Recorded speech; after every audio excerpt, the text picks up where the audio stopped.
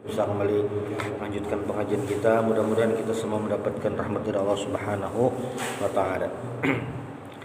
Selanjutnya daripada kitab Al-Arba'in fi Usuluddin karangan Al-Imam Abu Hamid Muhammad bin Muhammad Al-Ghazali, yaitu Al-Aslu Tasi', bagian yang ke-8 daripada bab besar yang ketiga, Al-Ujub. Ujub. Qala Allah Ta'ala wa yawma Hunain iz a'jabatkum kasratukum al-ayah wa qala azza wa jal wa hum yahsabuna annahum yuhsinuna sun'a wa qala fala tuzakku anfusakum huwa a'lamu biman ittaqa wa qala alaihi salam salasun muhlikat syuhun muta' wahwan muttaba' wa ijabul mar'i bi nafsihi. Wa qala Ibnu Mas'ud radhiyallahu anhu al-halaqu fi itsnain al-qunutu wal 'ujub wa innama jama'a bainahuma li anna al-qanita la yatlubu as-sa'adata li qunutihi wal mu'jib la yatlubuha bi dhannihi annahu qad dhafira biha. Wa qala sallallahu alaihi wasallam law lam tuznibu la khiftu 'alaikum ma huwa 'azamu min dhalik al-'ujba. Wa qila li Aisyah radhiyallahu anha mata yakunu ar-rajulu musian faqalat idza dhanna annahu muhsinun.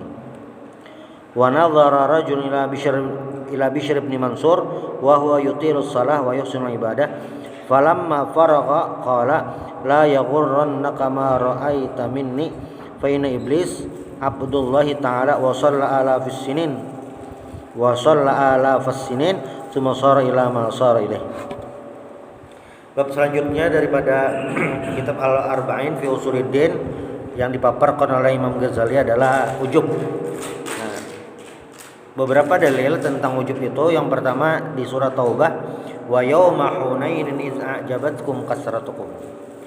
Disebutkan ini nama kejadiannya saat perang Hunain. Kaum muslimin ini dalam sejarahnya, maksudnya bersama Nabi Muhammad SAW itu sudah terlibat beberapa pertempuran. Pertempuran yang diikuti Rasulullah itu namanya Ghazwah, Ghazwatu Badar, Ghazwatu Uhud, Ghazwatul Ahzab, itu Ghazwah. Tapi bila yang tidak diikuti Nabi, mengirim pasukan aja, itu namanya Sariyah. Nabi kan umpat Sariyah. Sariyah itu rancak terjadi ya, ngirim ini. Nah, dari semua ghazwah tadi, yang paling banyak pasukan muslimin ini adalah di Ghazwatul Hunain, paling banyak.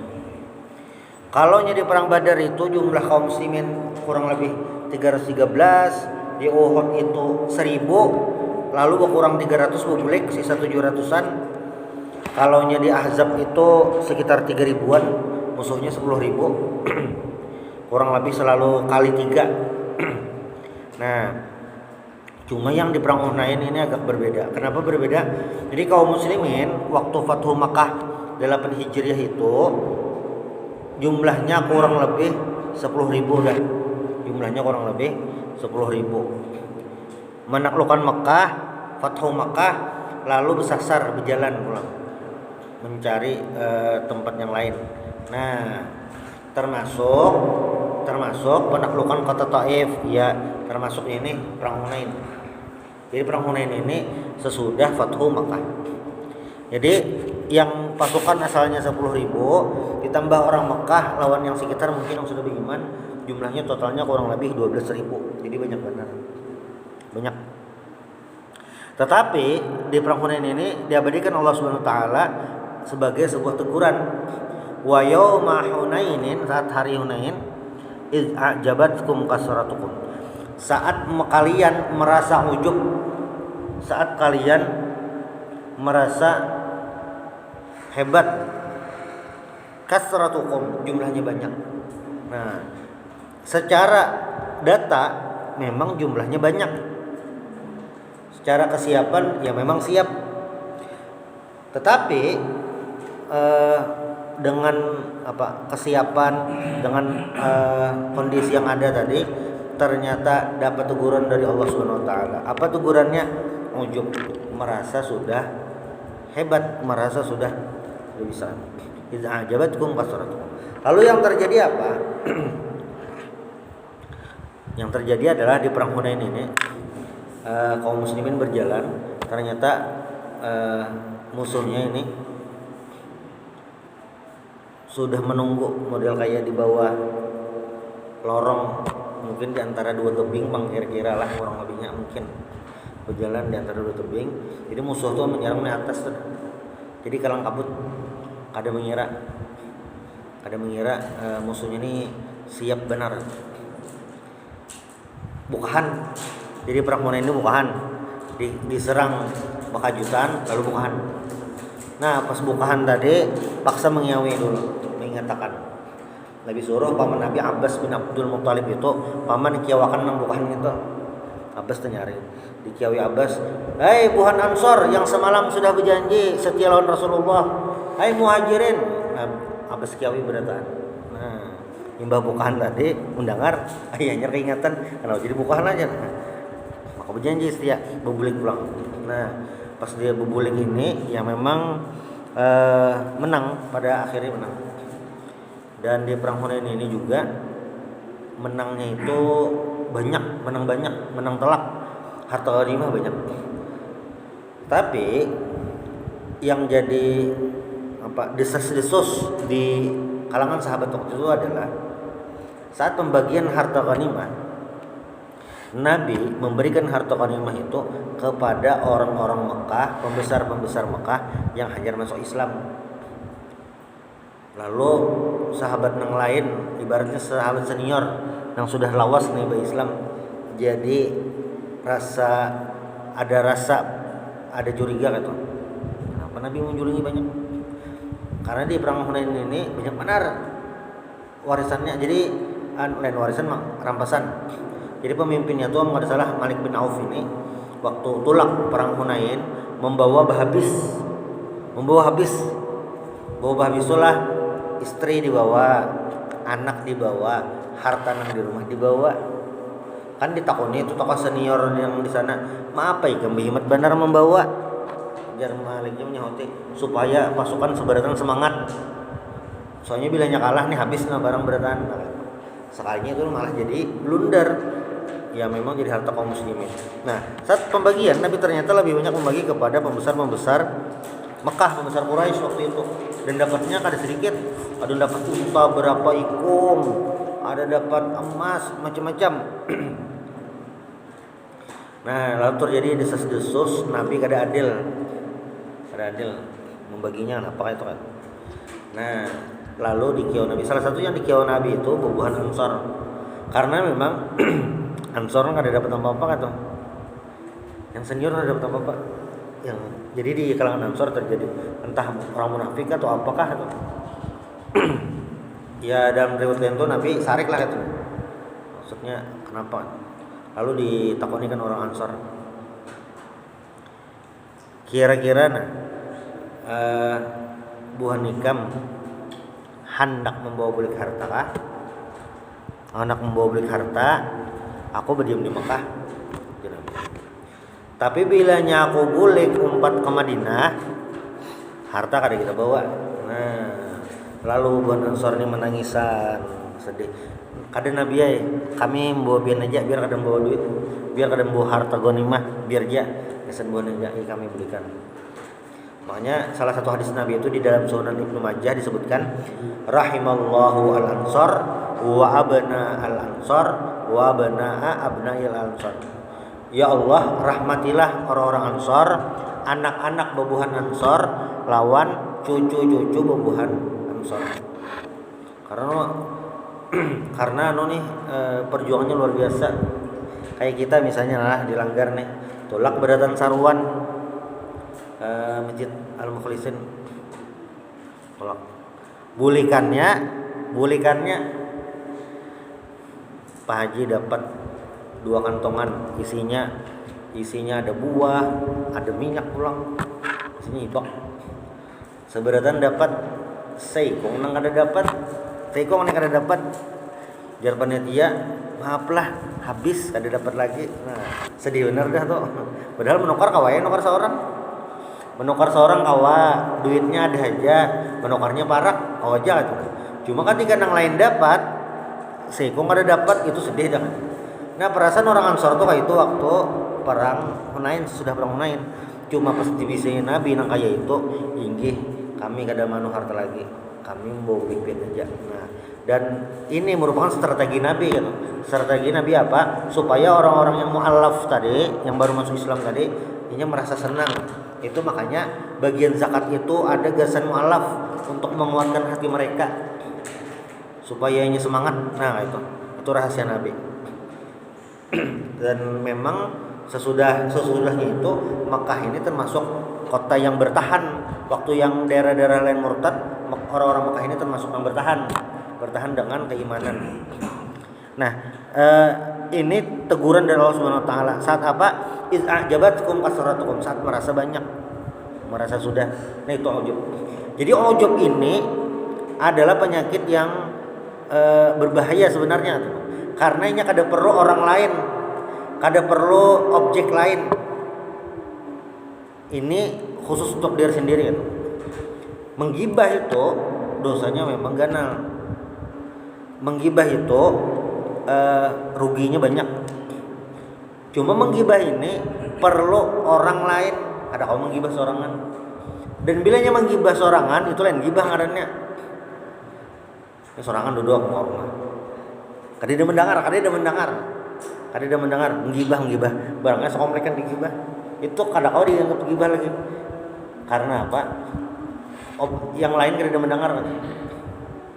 Sorangan aja bener, gila bener. Itu maksudnya perlu orang lain ada mendengar sehingga itu masuk definisi gibah. Ujub ini kada perlu kayak itu. Melihat orang terajin seorang juaranya ke ibadah nih. Nah, itu ujub dah maksudnya. Itu ngalihnya ujub nih. Wa yauma Hunain idz ajabatkum kasratukum. Ini kan waktu perang Hunain ini pasukan memang apa nih, kenyataannya kayak itu, kekuatannya memang kayak itu, kesiapannya kayak itu. Ada Rasulullah pulang, ada Rasulullah, bukan sahabat Nabi yang luar biasa, as-sabiqun al-awwalun ada juga situ, bukan veteran Badar ada juga situ, tuh bukan ahli-ahli surga aja. Dapatnya ujub kalang kabut juga sekalinya. Nah ini yang hal sederhana saja mempengaruhi. Makanya oleh para ulama itu Imam Ghazali ini sebenarnya hidup di masa-masa perang salib. Jadi kan umat Islam ini puncaknya itu di dinasti Abbasiyah. Abbasiyah itu panjang memerintah dari tahun 132 Hijriah dan runtuh diserang Mongol itu 656 kurang lebih. Tapi di sepanjang tahun itu dinasti Abbasiyah ini yang kuat, pemerintahnya kuat itu di periode awal-awal aja. Yang ke tengah sampai ke ujung tuh ada terlalu kuat. Nah, itulah terjadi perang salib. Jadi perang salib itu orang Eropa menyerang ke wilayah kaum muslimin. Salah satunya daerah Syam. Daerah Syam itu yang ini Palestina, Yordania, Lebanon lawan Syria, daerah itu menyerang dan kalah. Di awal-awal tuh kalah. Makanya di sekitar beberapa puluh tahun Masjidil Aqsa itu dikuasai pasukan salib. Makanya bilangnya kita membaca literatur sejarah, film-film tuh, perang salib itu adalah perang paling penting dalam sejarah dunia. Dan ada tokoh muslim paling penting juga, ngarannya Salahuddin. Namun versi baratnya Saladin. Di film Hollywood ada Kingdom of Heaven, itu jadi film. Di situ memang digambarkan tuh Salahuddin tuh tokoh paling toleran. Raja Richard itu garing penyakit, mungkin penyakit kulit lah. Diobati Salahuddin sebelum perang dulu diobati. Nah, Imam Ghazali hidup di masa-masa itu. Jadi perang salib itu panjang. Cuma Imam Ghazali ini kadada menulis kitab tentang babul jihad. Babul jihad ada. Nah, ulama menganalisa Sidin ini bukan kada perhatian masalah jihad. Tapi Sidin mengambil sisi lain. Sisi lain apa? Pembersihan jiwa, pembersihan hati, supaya berjuang itu, supaya berjihad itu memang murni karena Allah Subhanahu wa taala. Kalau kita perhatikan kitab Imam Ghazali ini kan yang versi bahasanya versi yang terpendek. Nah, Al-Arba'in fi Usuluddin. Kalau kita baca nih lawan kitab Ihya Bahigaan, itu idenya sama, maksudnya sama juga kurang lebih. Karena apa? Imam Ghazali ingin membersihkan niat, ingin menata hati para pasukan, hati para umat Islam, supaya apa? Berjuang ini memang li'ila'i kalimatillah, untuk meninggikan kalimat Allah Subhanahu wa taala. Ini yang wujud tadi. Lalu di ayat lain wahum yahsabuna annahum yuhsinuna sun'a.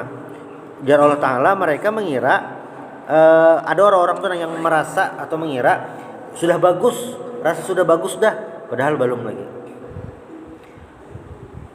Ayat lain di surah An-Najm, fala tuzakku anfusakum huwa a'lamu biman ittaqa. Fala tuzakku anfusakum. Nah, Allah taala jelas nih, jangan mentazkiyah, jangan merasa suci, jangan menganggap suci anfusakum, diri-diri kalian. Huwa a'lamu biman ittaqa. Allah Subhanahu wa taala lah yang lebih mengetahui siapa yang bertakwa. Berat banget soalnya ujub nih. Kita lah merasa nih, rasa sudah tunai ibadah, rasa sudah kabul hajat, rasa sudah beribadah dah. Nah itu ujub kategorinya luar biasa. Jadi fala tuzakku anfusakum ini adalah dalil di mana ketika kita sudah melaksanakan semua kewajiban Allah, sudah bisa dalam tanda kutip standar orang soleh, itu kita kembalikan kepada Allah Subhanahu wa taala dan berdoa mudahan istiqomah. Makanya ada doa itu, Allahumma inna nas'alukal huda wat tuqa wal afaf wal ghina. Minta petunjuk dan Allah taala, selalu minta petunjuk. Lalu ada juga doa lain, ya muqallibal qulub tsabbit qulubana ala dinika wa ta'atik. Wahai yang membolak-balikkan hati, tetapkanlah hati kami ala dinika wa ta'atik, terhadap agamamu dan ketaatan kepadamu.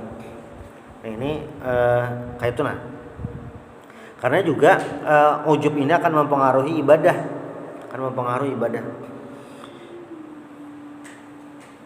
Wa qala alaihi salam, salasun muhlikat syuhun muta wahwan muttaba. Syuhun muta ini adalah kikir pelit yang luar biasa, hawahwan muttaba, hawa nafsu yang diikuti, dan yang terakhir i'jabul mar'i bi nafsihi.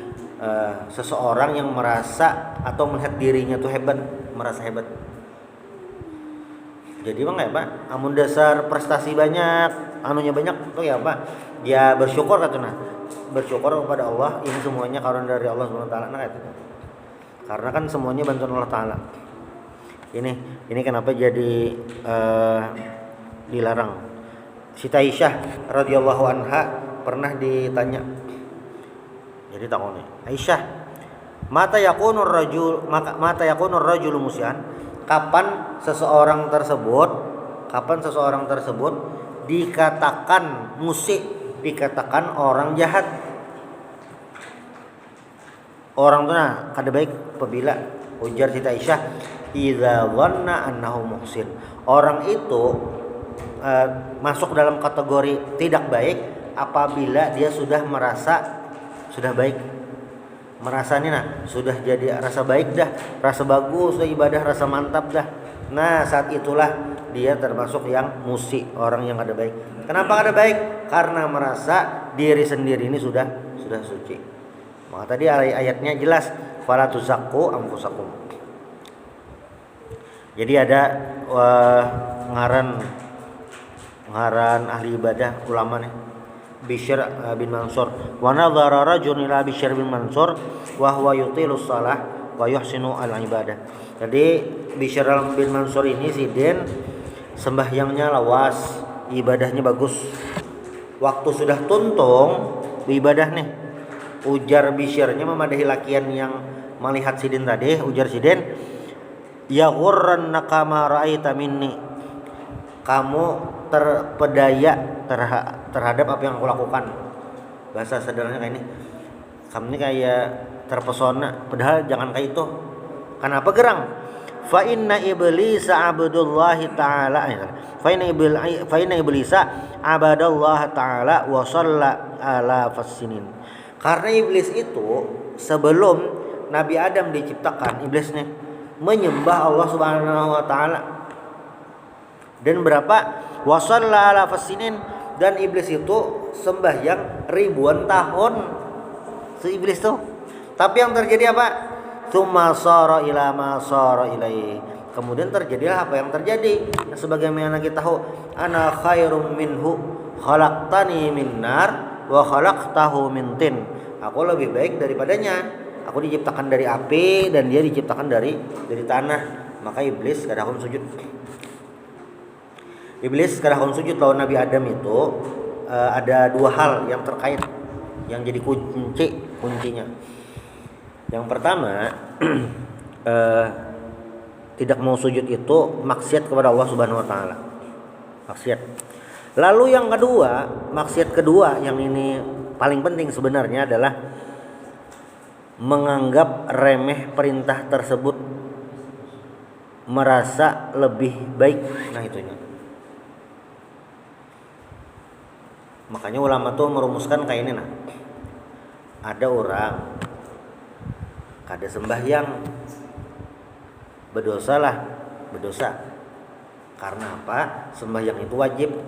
Misalnya ini sembahyang maghrib. Sembahyang maghrib tadi kan hukumnya wajib. Lalu kan pilihan ada dua nih. Ada yang mengerjakan, ada yang kada. Bila mengerjakan itu taat kepada Allah, itu yang menjar khatib. Marilah kita menjunjung tinggi perintah Allah. Nah, itu perintah Allah sembahyang maghrib misalnya. Ketika mengerjakan itu sudah tunai melaksanakan perintah Allah, selesai. Lalu orang yang kedua adalah orang yang tidak melaksanakan. Yang kada melaksanakan ini jelas maksiat kepada Allah Ta'ala, itu jelas dah. Berdosa dan maksiat itu jelas, kada diragukan. Karena kada melaksanakan perintah. Jadi yang namanya maksiat itu bukan hanya mengerjakan keburukan, mengerjakan apa yang dilarang. Termasuk ahli maksiat yang tidak mengerjakan perintah, kada mengerjakan ibadah. Orang kada penyembahyang, apalagi sembahyang sebulan sekali, seminggu sekali kah? Itu termasuk ahli maksiat. Labelnya tuh nah, ahli maksiat. Kalau dalam bahasa ponis tuh ahli maksiat dah. Tapi yang bahasa dakwah kada kayak itu, Bang. Ahli maksiat sini dulu, kada kayak itu. Nah, orang yang kada sembahyang itu ada dua sebenarnya. Yang pertama, kada sembahyang karena kolernya, atau kada sembahyang karena terbiasa kada sembahyang koler, dah kan. Sembahyang apa hukumnya? Wajib ya. Gasan siapa? Gasan yang sudah mukallaf, akil balik, berdataan. Kenapa ya kada sembahyang? Koler bener nah asa uyuh awak. Itu yang pertama. Orang yang kedua kada sembahyang juga nih, sembahyang maghrib. Dia takut nih, kenapa kada sembahyang? Maka sembahyang maghrib kada wajib. Kita nih hidup nih asal ingat lawan Allah Ta'ala aja itu sudah cukup. Sembahyang ini adalah syariat itu kulit aja. Intinya tuh kita ingat lawan Allah Ta'ala juga. Nah, nang kedua ini kada sembahyang. Cuma akidahnya nih nang luputnya di mana? Makanya percaya lawan Allah Ta'ala, bujurnya percaya lawan Allah Ta'ala. Tapi apa? Memadahkan sembahyang yang jelas-jelas wajib itu kada. Dosa meremehkan di situ. Ini yang bisa menyebabkan kekafiran. Yang nyata-nyata wajib dah tuh nah. Dipadahkan wajib itu bisa mula murtad. Nah, di antara dua orang ini yang manakah masih muslim, masih dianggap muslim? Yang orang pertama. Karena apa? Karena menganggap sholat itu wajib walaupun kada digawi, tetapnya memberikan senang itu wajib. Orang masalah. Yang kedua ini bisa masuk kategori dalam kekafiran musyrik. Ibaratnya tuh disuruh bersyahadat bahasa. Nah, suruh bersyahadat bahasa. Iblis ketika kada hakun sujud, lain masalah pertama tuh memang ada hakun sujudnya. Cuma masalah kedua ini adalah yang merasa lebih baik meremehkan perintah itu. Nah, ini yang lebih berbahaya sebenarnya. Tuh gara-garanya apa? gara-gara ujub. Gara-gara ujub. Nah sama kayak orang belajar kayak itu juga. Belajar, entah belajar mengaji, belajar ilmu sembahyang macam-macam. Kan sembahyang aja lah 5 waktu. Kadang sembahyang, kadang kada. Oh, cara sembahyang bisa aja lah. Bisa aja bang, bahari tek Al-Quran belajar 1 mat. Bapak mah ini kenapa kada belajar lagi? Waktunya ada sampat. Orang pertama, orang yang kedua, kan rajinnya sembahyang. Bahan aja bang sembahyang nah. Kenapa jadi kada belajar sembahyang? Kayaknya sembahyang itu kada penting bang. Itu kada wajib juga kalau. Waktu belajar bang ada aja lah. Waktunya kah? Asa sibuk bang. Tuhan kada penting juga ilmunya. Kada ada apa-apa juga. Nah, orang yang kedua ini akidahnya ini yang bermasalah. Pasti murtad lah, kada juga bang. Maksudnya akidahnya ketika menganggap ilmu agama ini kada penting, tidak mempengaruhi ibaratnya kada jadi nasi juga gitu. Nah, ini yang berbahaya kan. Mungkin pada awalnya menganggap ilmu agama kada penting. Tapi bilanya parah itu bisa besar-besar menyambat sembahyang kada wajib, ilmu agama malah kada wajib. Karena kan ilmu wajib itu ulama sepakat ilmu fardu ain ada 3 macam. Ini yang memang harus dipelajari, harus dipahami. 1 ilmu tauhid. Ilmu tauhid ini kan tahu Allah Subhanahu wa taala, tahu kayak apa beriman kepada Allah taala, itu ilmu tauhid. Kedua fikih, belajar tentang ibadah. Lalu yang ketiga tasawuf itu ilmu menata hati. Termasuk yang sedang kita lakukan ini lagi belajar ini ilmu yang ketiga, ilmu tasawuf, menjaga hati supaya ibadah itu aman. Jadi kan ketika kita melakukan ibadah, startnya itu harus selesai dah. Sebelum start itu apa? Keimanannya itu sudah beres. Ketika keimanannya itu sudah beres, itu sudah kawas start ibadah. Selesai belajar fikih, kawas start ibadah dah, jalan ibadah. Nah, untuk ibadah ini bisa mencapai garis finish, kan harus ada ritme yang dijaga, harus ada standar yang dilakukan. Kayak orang juga misalnya goes bersepeda, mulai Banjar misalnya lah goesnya sampai ke Banjarbaru. Supaya dasar bujur sampai ke Banjarbaru, maka harus di jalan perjalanan itu harus dijaga apa? Bersedia banyu, amun kehausan. Istirahat dulu bilanya koyuhan. Supaya apa? Supaya sampai. Nah, ilmu tasawuf itu adalah ilmu menjaga ibadah kita supaya memang sampai, supaya bisa diterima oleh Allah Subhanahu wa taala. Nah, orang yang ujub itu kada hakon apa? Kada hakon belajar. Makanya orang yang kada hakon belajar karena ujub itu bahaya. Bahayanya apa? Bahayanya adalah ketika salah kada hakon, ketika itu kewajiban malah kada digawe, bahkan bisa meremehkan. Ini yang bahaya daripada apa? Daripada sifat ujub ini. Nah, hakikatul ujub, sebenarnya ujub itu kayak apa? Isti'dhamun nafsi wa khisaluha allati hiya minan ni'am war rukunu ilaiha ma nisyani idhafatiha ilal mun'im wal amni min zawaliha. Jadi yang namanya ujub ini adalah isti'dhamun nafs, membesarkan atau merasa diri itu rasa sempurna, merasa diri itu sudah perfect dah, rasa rajin benar sembahyang.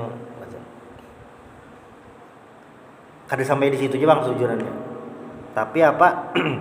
Nah, ma'anisyani idhafatihi ilal mun'im, kenikmatan yang dimiliki kita nih sembahyang kawa berjamaah itu kenikmatan dari Allah Subhanahu wa taala. Karena kada sebaratan orang dapat nikmat kawa sembahyang maghrib berjamaah. Banyak orang yang kada dapat hidayah kada kun sembahyang berjamaah. Banyak lagi yang kada kun sembahyang. Ini merupakan kenikmatan. Bisalah tuh ujub, bisa. Tetapi kayak apa supaya kada ujub? Idhafatuha ilal mun'im, mengidhofahkan, menyandarkan, mengembalikan bahwasanya ibadah tadi itu Allah yang memberikan kekuatan, Allah memberikan hidayah, memberikan taufik sehingga kita bisa beribadah. Nah itu. Wal aman min zawaliha, dan aman daripada hilangnya. Kenikmatan ini misalnya posisi karir bagus, Ketika orang itu ujub, berarti saat itu dia lupa bahwasanya apa? Kenikmatan ini Allah yang memberikan dan itu merupakan titipan. Bisa jadi esok-esok itu bisa Allah cabut kenikmatan itu. Ini yang apa ngarannya nih?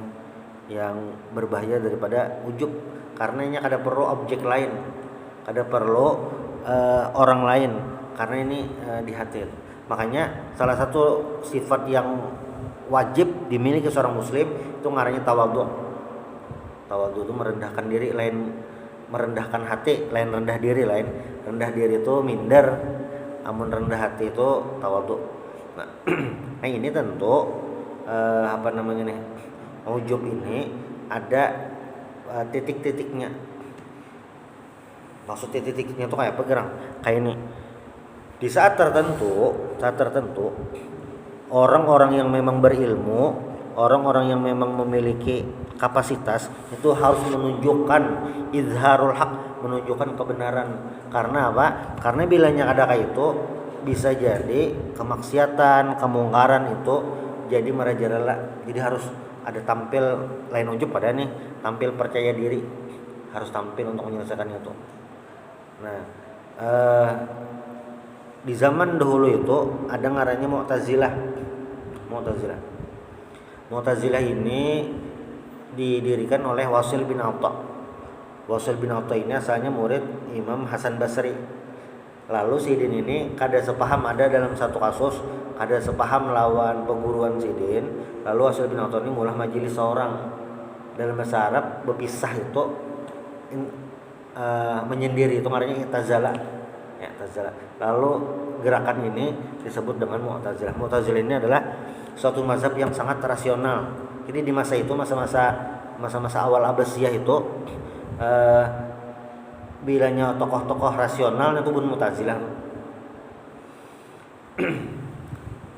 Apa ngarannya nih? Menyebar nih pahamnya sampai di masa Khalifah Al-Ma'mun, anak Harun Ar-Rasyid ketujuh lawan Mu'tazilah. Kada tahu bang Sidin dia Mu'tazilah atau kada, cuma Sidin ketujuh benar. Maka banyak petinggi Mu'tazilah jadi petinggi istana karena para lawan sultan. Nah, yang jadi masalah adalah ketika Mu'tazilah ini jadi pihak istana itu menekan ulama-ulama Ahlus Sunnah supaya mengikuti paham Mu'tazilah. Paham Mu'tazilah itu yang paling masyhur menyambat Al-Qur'an itu makhluk. Kan Al-Qur'an ini kalamullah. Kalamullah itu qadim itu artinya kada ada batas waktu kan. Kalau nya makhluk ini ada standarnya, hidup mulai ini berakhir ini. Ulama ini dikiawi berataan, Al-Qur'an itu makhlukah atau kada? Al-Quran itu lain makhluk, kalamullah, bunuh habis. Nang kada tahan terpaksa mumpati, ini karena terpaksa. Imam Ahmad bin Hambal ketika ditakuni Yazidin Al-Quran itu kalamullah, di penjara Yazidin. Nah, di penjara Yazidin, lalu di masa khalifah berikutnya Mutawakkil hanya Yazidin bebas. Ya, cuma di masa-masa itu Mu'tazilah itu masih berkuasa. Nah, salah satu yang muncul ke permukaan dan melakukan tandingan untuk Mu'tazilah adalah pendiri akidah Asy'ari, Imam Abu Hasan Al-Asy'ari. Sidin ini Ahlus Sunnah. Lalu pas kekanakan mungkin 6 tahunan, Mama Sidin ini kawin lawan tokoh Mu'tazilah. Nah, lalu Abu Hasan Al-Asy'ari ini belajar lawan Abah Tiri. Dan Sidin jadi salah satu tokoh Mu'tazilah. Sampai berapa tahun Imam Abu Hasan ini terbuka hidayah, sadar, lalu berbalik. Yang asalnya Sidin jadi pendukung Mu'tazilah berbalik. Nah, Sidin menjelaskan, menerangkan mengenai kesesatan atau kesalahan kaum Mu'tazilah. Harus ditunjukkan nih ujub lah, lain kesan ujub, ini kesan keperluan menjaga akidah umat. Sama kayaknya sudah habis bang diputar film malah kisah Datuk Kelampayan waktu bulik dari Haramain itu kan Mekah Madinah, singgah dulu di Batavia Sunda Kelapa Jakarta. Singgah ke situ, beli lihat masjid di situ. Ada masjid Pekojan, masjid Pasar 5 kan. Kiblatnya luput. Nah, diukur lagi, tersalah jadi Datuk Lampayan. Lalu terjadi diskusi hangat munakasyah di antara Datuk Lampayan dan ulama-ulama setempat. Ukur dijelaskan Datuk Lampayan, melencengnya berapa derajat, hitungannya kayak ini, hitungan falaknya. Pas sudah keluar, nah hanyar ulama-ulama di situ hakon menggeser arah kiblat. Hakon menggeser ya. Nah ini ujub lah sih tampai benar ke sana kada. Ini kan babul ilmi untuk menjelaskan ilmu. Nah, itu. Karena ujub ini murni masalah hati. Apapun yang dimiliki, memang ketika seseorang itu mendapatkan banyak bahasa ini privilege atau banyak karunia dari Allah, banyak dapat kelebihan dari Allah Subhanahu wa taala, semakin meninggikan potensi bisa ujub. Yang sebaliknya lah. Prestasi kada ada, duit bebayanya ada kayak itu. Hidupnya bina sakit. Amun secara rumus memang jauh daripada yang adanya ujub. Karena ada apa-apa kan. Tetapi yang jadi kepastian itu adalah ujub ini adalah sifat hati, bukan tampilan fisik. Bisa jadi ada orang biasa aja, standar aja, tak hanya yang ujub. Rasa soleh benar dah, rasa menyembah yang benar. Tapi ada juga orang yang bergelimang harta kayak itu. Apa ngarannya nih? Karirnya bagus, kada penggaringan, sekalinya hatinya ini berarti titipan Allah. Bersedekah rajin, bilanya alhamdulillah. Nah, ini masalah hati ujub nih. Makanya Nabi itu berpesan di salah satu pesan beliau yang diriwayatkan oleh Imam Baihaqi. Diujar Nabi apa? Lau lam tuznibu, seandainya kalian itu tidak berdosa, la khiftu alaikum ma huwa adzabu min dzalik. Kalau kalian itu tidak berdosa, kada menzalimi orang, kada menggibah itu nah. Sembahyang menggawe aja, ibadah lancar aja nah. Ibadah wajib tegawe, larangan Allah kada tegawe. Lau lam tuznibu, aman dah tuh. Tapi jangan Nabi, saya takut alaikum terhadap kalian. Apa itu? Ma'zamu min dzalik, yang lebih besar daripada sekadar urusan mengerjakan perintah menjauhi larangan. Apa? Ujub. Beres dah kita sembahyang 5 waktu, rawatibnya beres dah. Kada riya, kada sum'ah, aman dah. Dosa kada tegawe, menzolimi orang kada, menggibah kada, aman dah. Duduk di muka rumah, merasa rasa paling soleh dah. Nah, iya dah. Anu tuh nih, pematinya sedikit benar tuh. Jadi ibarat orang sembahyang tuh, sembahyangnya sudah bagus, apa ngarannya nih, bacaannya sudah mantap, tumaninahnya sudah mantap, pas tahiyat akhir hendak salam harau tekan tuh. Nah, basat sembahyangnya. Sama kayak ini tadi. Sudah bagus beratan kada berdosa macam-macam. La khiftu alaikum ya Nabi ma huwa azamu min dzalik, yaitu al-ujuba. Itu Isa dah. Selanjutnya al-ujubu jahlun mahdun fa ilajuhu al-ilmul mahdu. Insyaallah mungkin ini di pertemuan berikutnya. Minta ridha. Subhanallah bihamdika asyhadu an la ilaha illa anta astaghfiruka wa atubu ilaik. Al-Fatihah.